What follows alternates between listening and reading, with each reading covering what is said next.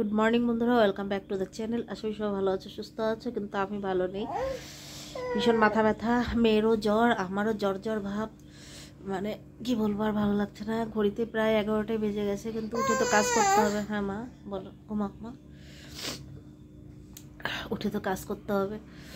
মানে কি বলবো, উঠতে ইচ্ছে করছে না, কিন্তু রান্না তো করতে হবে। আর ছেলের আজকে তো বন্ধ স্কুল, কারণ কালকে থেকে এক্সাম শুরু। তাই ও ঘরে পড়াশোনা করছে, ও অফিসে গেছে। একটার মধ্যে তো আমার কাজগুলো করতে হবে, যেরকমভাবে হোক করতে হবে। তো চলো, ভেবেছিলাম আজকে ব্লগটা করব না, তবু ভাবলাম না, শুরু করে দিই। যত দূর যায়, যদি হয় ব্লগটা তাহলেই যাবে, না তো যাবে না। তো চলো আজকে ব্লগটা দেখতে থাকো, জানি না তোমাদের কেমন লাগবে। চলো স্টার্ট করা যাক। তো উঠে আসলাম, ভেবেছিলাম একটুখানি শুভ, কিন্তু ওই যে মাথায় একটা টেনশন থাকে না, আবার রান্না করতে হবে, কতটুকু কাজ আছে ওগুলো সারতে হবে। মানে মাথাটা এত ভার হয়েছে, মাথা ব্যথা হচ্ছে। তারপর হচ্ছে গিয়ে চলতে গেলে মনে হচ্ছে যেন শরীর চলছে না, এরকম অবস্থা আছে। জানি না জ্বর ভিতরে নাকি, কিছুই বুঝতে পারছি না আমি।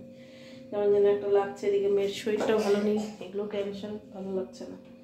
তো ভেবেছিলাম আজকে মানে চিংড়ি মাছ দিয়ে মাছের ডাল বানাবো।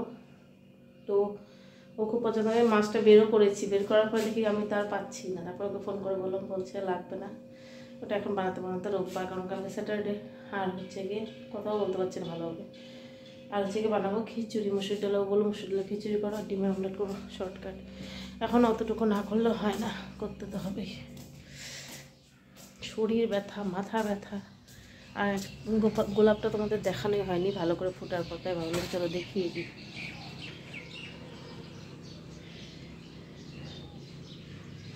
কত সুন্দর দেখো গোলাপটা, দেখো কতটা সুন্দর গোলাপটা। আর অনেকটাই বড়, মোবাইলে হয়তো অত ক্যামেরায় হয়তো অতটা বড় লাগছে না, কিন্তু অনেকটাই বড়, দারুণ কালারটা। তো দেখো যে এখানে মসুর ডালে খিচুড়ি বানিয়ে নিয়েছি, আর হচ্ছে গিয়ে ডিমের অমলেট করেছি।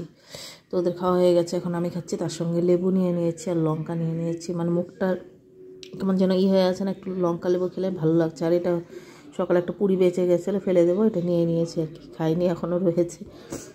তো এই যে এতটুকু খিচুড়ি নিয়েছি। খেতে তো মনই চাইছে না, তবুও জোর করে খেতে হবে, নইলে তো আমার শরীরটা পড়ে গেলে আর কি অবস্থাটা হবে। চলো খেয়ে নিই। শুভ সন্ধ্যা বন্ধুরা, যদিও বাজে ঘড়িতে 7:30, আর চলে এসেছি রান্নাঘরে।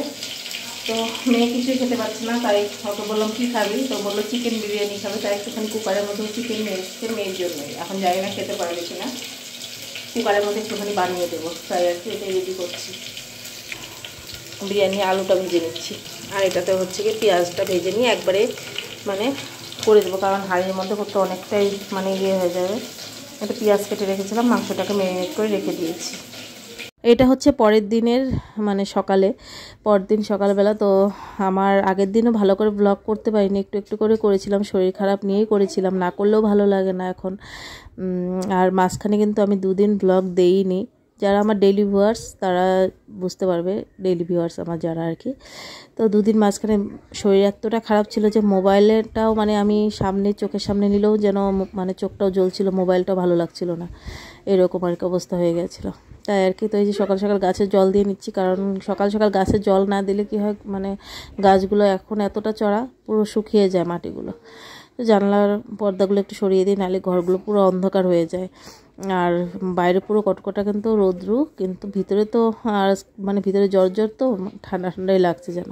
আর এখানে এটা হচ্ছে ঢোলমানিক, অনেকে খানকনিও বলে। আর সকালে ঘরের অবস্থা কিন্তু আমার খুবই খারাপ অবস্থা। তো এই যে অফিস স্কুল যাওয়ার পর তারপরে কোনো রকম আর কি ঠিক করি, শরীর খারাপ নিয়েও তবুও তো কাজ করতেই হয়, কি করবো। আর এই যে মেয়েরও তো শরীরটা ভালো নেই, কিছুই খাইতে চাইছে না, মানে এই জন্য ভাবলাম যে ম্যাগি এনে দিই, কারণ ম্যাগিটা ছিল ওটা শেষ হয়ে গেছে। তো ক্যান্টিন থেকে এখন আনেইনি, তো ভাবলাম যে সামনে দোকানটার থেকেই ম্যাগির প্যাকেট একটা নিয়ে একটুখানি বয়েল করে দেবো। ওইটা কিছু তো একটা প্যাটি দিতেই হবে, এখন না খেতে চাইলে ভাতটা কিছুই খেতে চাইছে না, তাই ভাবলাম কিছু না কিছু তো খাওয়াতে হবে। তাই ও বললো যে তাহলে একটা ম্যাগি করে দাও। তাই যে ম্যাগিটা নিয়ে মানে বয়েল করে দেবো আর কি। আর ও চলে গেল এখন অফিসে, আমি ওই যে ম্যাগিটা নিয়ে গিয়ে বয়েল করে দিয়ে তারপর হচ্ছে গিয়ে যতটুকু পারি আস্তে আস্তে করেও তো করতে হবে, নাহলে আমার সংসারের কাজ কে করবে বলো, আমারই করতে হবে। ওরও অফিস, ও তো একটুকু সময় পায় না যে আমাকে একটু হেল্প করে দেবে, তাই যেরকম করেই হোক আমাকেই করতে হবে। তবুও যদি মনে হতো যে না আমার শরীর খারাপ আছে, ঠিক আছে, বাচ্চারা সুস্থ আছে, তবুও একটা ভালো লাগতো।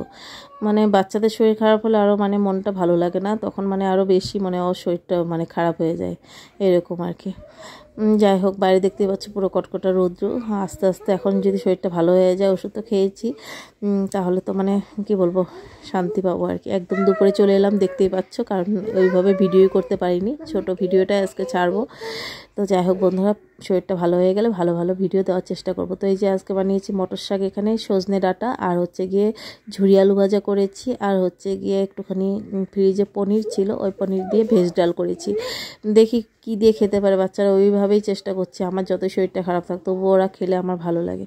কিন্তু এই তো এগুলোই করেছি। এখন আমি একটুখানি ভাত নিয়েছি, জোর করে হলেও খেতেই হবে আমাকে, কারণ আমি যদি আর না খাই, আমার তো আর শরীরটা পড়ে গেলে কি হবে। তো বন্ধু, আজকে ভিডিওতে যদি কিছু একটা ভালো লেগে থাকে, do like, comment, share, subscribe my